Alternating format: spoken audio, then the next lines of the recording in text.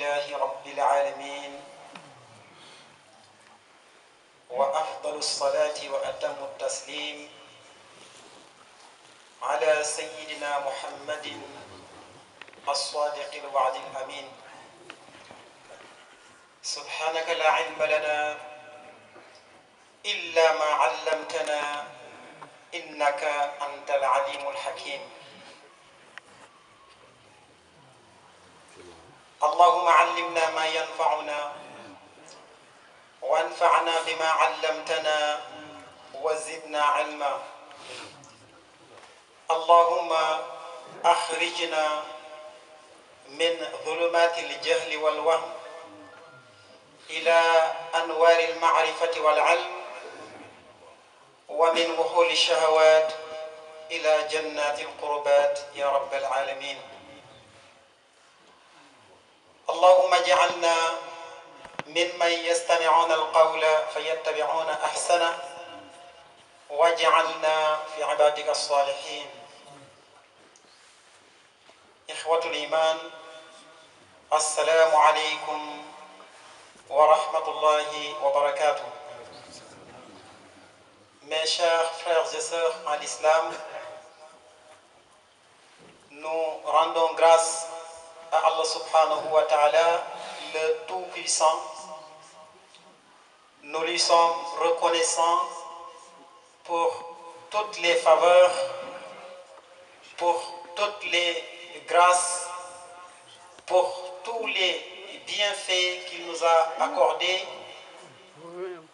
qu'on ne peut pas compter. Si on se mettait à vouloir compter, à vouloir chiffrer, à vouloir énumérer les bienfaits que Allah subhanahu wa ta'ala nous a accordés, on ne parviendrait jamais à les compter. Donc, nous nous contentons tout simplement de dire ce qu'il convient de dire, de lui rendre grâce et de dire Alhamdulillahi Rabbil Alamin. Nous prions sur son messager Sayyidina Muhammad sallallahu alayhi wa sallam.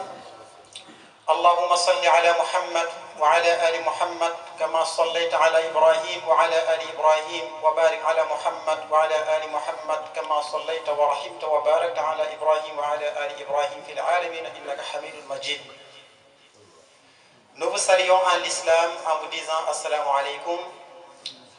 Comme nous avons l'habitude de le faire assez souvent, nous sommes revenus devant vous avec beaucoup de joie pour vous faire un petit rappel comme Allah subhanahu wa ta'ala nous le prescrit dans le Coran,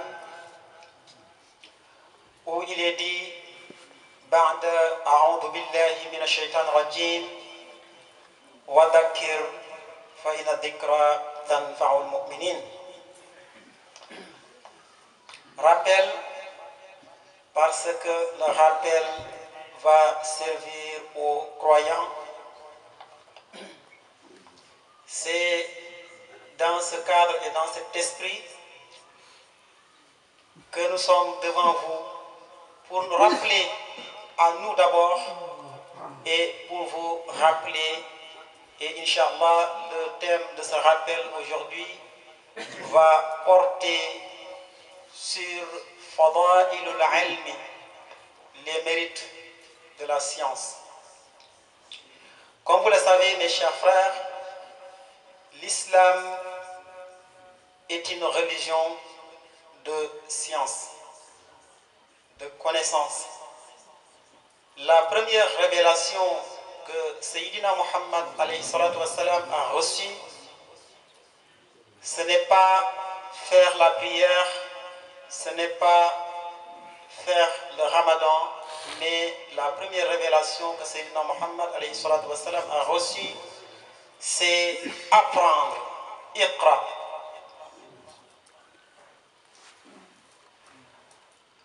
Et comme j'ai l'habitude de le dire assez souvent, ça aurait suffi largement de nous limiter tout simplement à cette première révélation pour nous rendre compte de manière très claire et évidente que l'islam est une religion de science, l'islam est une religion de connaissance, l'islam est une religion de savoir et que le musulman ne doit pas être ignorant.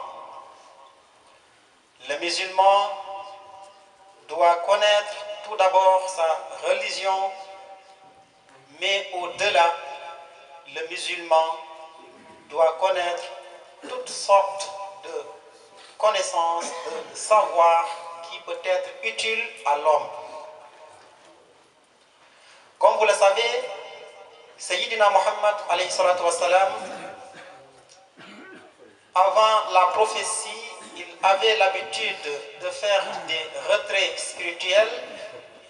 Il se retirait dans les montagnes pour méditer dans la nature. Et un jour, Allah subhanahu wa ta'ala lui a envoyé l'ange Gabriel, Jibril alayhi salam, qui lui dit « Iqra » apprends, lis.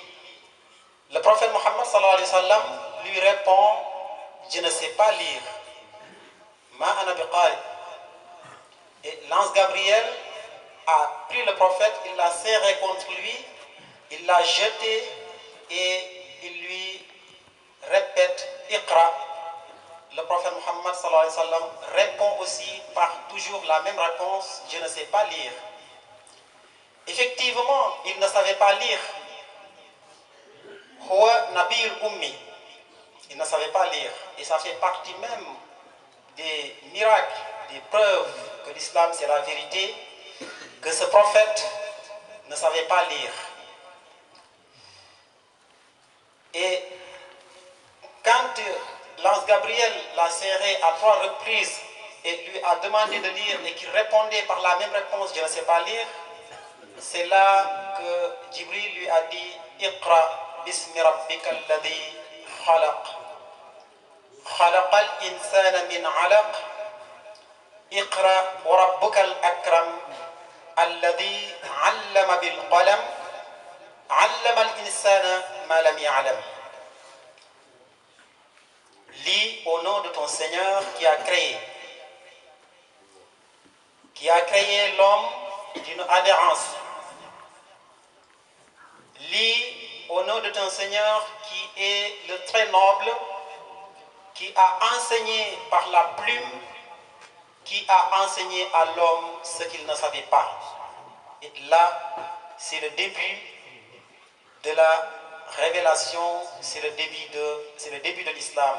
Donc, le début de l'islam, c'est la connaissance. Le début de l'islam, c'est apprendre. Donc, le musulman doit connaître sa religion. Ça, c'est fondamental. C'est la raison pour laquelle un savant a écrit que la yahillu lil mukallafi wa lil mukallafi an yaf'ala fi'lan hatta ya'lama hukm Allah fi.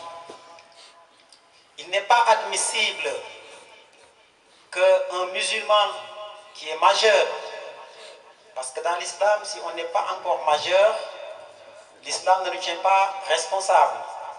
Mais quand on arrive à la puberté, et je rappelle également que la majorité dans l'islam, ce n'est pas 18 ans. Pour une femme, quand elle voit ses règles, elle est majeure. Pour un homme également, donc s'il arrive à produire ce qui peut mettre au monde un enfant, donc là, il est majeur. Donc, ce savant, il dit que ce n'est pas admissible que le musulman fasse un acte, quel qu'elle soit, dans l'islam, une action, donc sans qu'il sache au préalable comment on doit le faire et pourquoi on le fait. Et ce jour-là où Sayyidina Muhammad sallallahu alayhi wa sallam a reçu ces premiers versets, il avait presque perdu la connaissance. Et il rentrait chez lui en tremblant, en disant Zammiloni, Zammiloni, couvrez-moi, couvrez-moi. Et alhamdulillah, il a trouvé chez lui la mère des croyants, Ummuna Khadija radiallahu anha, qui l'a très bien accueilli, qui l'a rassuré, parce qu'il lui a dit que la yuhzinkallahu abadan, Allah subhanahu wa ta'ala ne va jamais t'abandonner, ne va jamais te déshonorer, parce que tu es un homme bon, un homme véridique, un homme qui ne coupe pas les liens de parenté, un homme qui protège les orphelins. Donc rassure-toi, Allah ne va jamais t'abandonner. Là également c'est important, et je voudrais lancer un appel en direction des femmes musulmanes pour leur dire qu'elles ont leur place dans l'islam. La femme occupe une place centrale dans l'islam. Les femmes n'ont jamais été en reste dans l'islam, au contraire. La première femme qui a accepté le message du prophète Mohammed sallallahu alayhi wa sallam, la première personne qui a accepté le message, c'est une femme, c'est Ummuna Khadija. Elle a accepté avant tout le monde. La première personne qui a perdu sa vie, qui a donné sa vie pour que l'islam soit debout, ce n'est pas un homme, c'est une femme, c'est Ummuna Soumaïa. Et la personne auprès de qui Sayyidina Muhammad sallallahu alayhi wa sallam nous renvoie pour qu'on lui demande la moitié de notre religion, également, ce n'est pas un homme, c'est une femme, c'est Ummuna Aisha radiallahu anha. Et là, on parle aujourd'hui de l'importance de la science, de la connaissance, du savoir dans l'islam.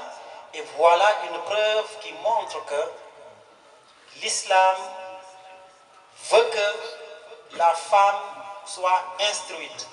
L'islam place la femme au centre des affaires, parce que tout le monde sait que l'éducation est fondamentale. Dans tous les pays du monde, vous allez voir que la part de l'éducation dans leur PIB, c'est-à-dire dans leur richesse, est très élevée et très importante. Et que l'islam, dès le début, donc, il prône, il encourage, ou même il dit que c'est obligatoire que tout le monde soit instruit, mais particulièrement les femmes. Parce que quand on éduque, quand on instruit une femme, on éduque, on instruit toute une nation. Donc ça c'est fondamental.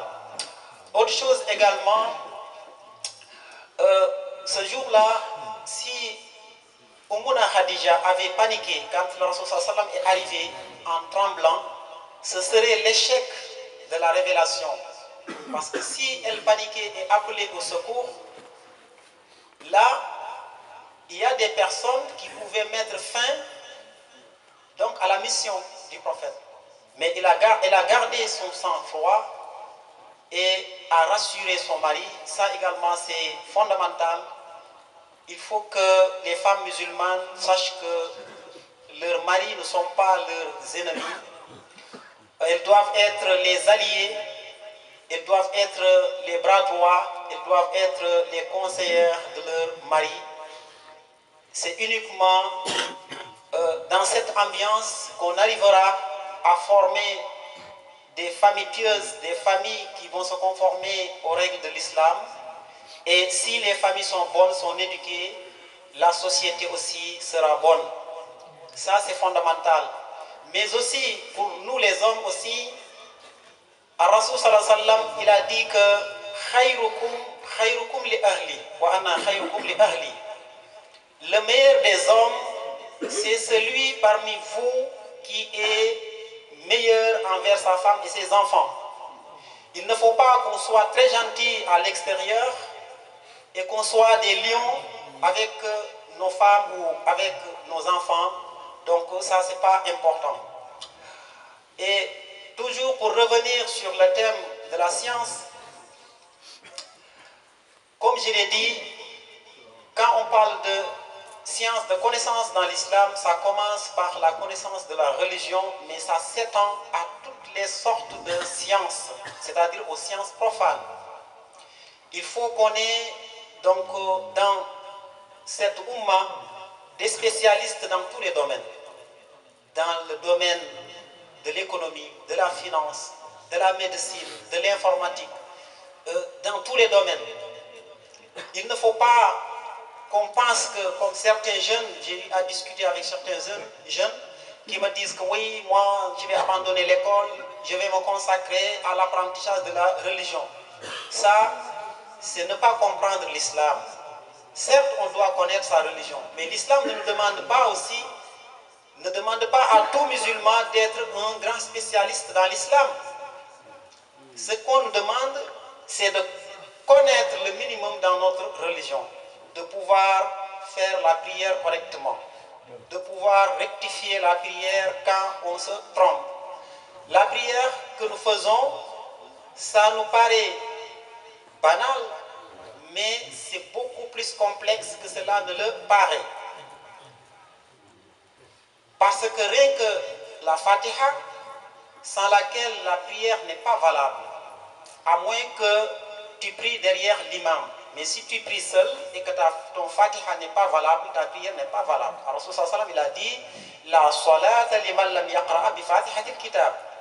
Dans une autre version, il a dit man salla salatan lam yaqra fiha bi fatihatil kitab fahiya khidaj. Donc, c'est-à-dire sa prière est avortée, sa prière n'est pas valable. Cette Fatiha, on aura l'occasion, Inch'Allah, de revenir là-dessus, parce que comme vous le savez, Fatiha, on peut dire, c'est le résumé du Coran. Comme Allah subhanahu wa ta'ala nous le dit. Donc, c'est Ummul Quran, Ummul Kitab, Sab'a Masani. Donc, on va revenir, Inch'Allah, sur la Fatiha. Mais cette Fatiha, donc, tout musulman doit faire, donc, en sorte de bien la maîtriser, donc pour que sa prière puisse être valable. Également, quand on fait la prière, il y a beaucoup d'étapes. Et à chaque étape, on doit savoir ce qu'on doit dire. Depuis Takbiratul Ihram jusqu'à Taslim, donc à chaque étape, on doit savoir ce qu'il faut dire et on doit la maîtriser. C'est ça qui nous permet même de nous concentrer, donc d'avoir la concentration donc, dans la prière. De savoir quand je fais un recours, qu'est-ce que je dois dire, comment on fait un record, parce qu'il y en a qui vont se baisser un tout petit peu, il y en a qui vont se baisser trop, alors qu'on doit être en équilibre, de sorte que si tu poses quelque chose sur le dos, ça ne tombe ni devant, ça ne tombe ni derrière. Donc cela veut dire qu'il faut bien donc, le faire. Qu'est-ce qu'on dit quand on fait un recours? Subhan Rabbil Azim wa bihamdihi. Donc, etc. Quand on se relève de Aroko, qu'est-ce qu'on doit dire? Alhamdulillah, hamdan, kathiran, tayyiban, mubarakan fi. Peut-être il y a d'autres versions. Donc, qu'est-ce qu'on doit dire quand on fait as-sujud? Qu'est-ce qu'on doit dire quand on se relève de as-sujud? Qu'est-ce qu'on doit dire quand on fait tashahhud? At-tahiyyatu lillah, az-zakiyatu lillah, at-tayyibatu salawatu lillah, assalamu alayka ayyuhan nabi wa rahmatullahi wa barakatuh, assalamu alayna wa ala ibadillahi salihin, ashhadu an la ilaha illallah wahdahu la sharika lah. Donc tout cela jusqu'à la fin de la prière, ça c'est un minimum que tout musulman doit maîtriser. Doit savoir aussi, je fais ma prière, je n'ai pas récité une sourate dans un raka, comment je dois rectifier ça? Est-ce que je dois reprendre à zéro? Non. Donc dans ce cas, il faut faire sujoud qabla salam, parce que tu as laissé une sourate, c'est sunnah. Ça aurait été quelque chose qui est obligatoire comme la récitation de la Fatiha, il faut obligatoirement amener un autre raka'a, donc parce que c'est obligatoire, on ne peut pas le manquer et on ne peut pas le rectifier par un sujoud. Tout ça c'est important. Donc pour dire que le musulman, tout ce qu'il fait dans cette religion, il doit bien le comprendre. Il y a des sujets où on est obligé de se référer à des savants. Par exemple, comment on fait l'héritage, comment on répartit les parts. Oui, ça, il y a des spécialistes à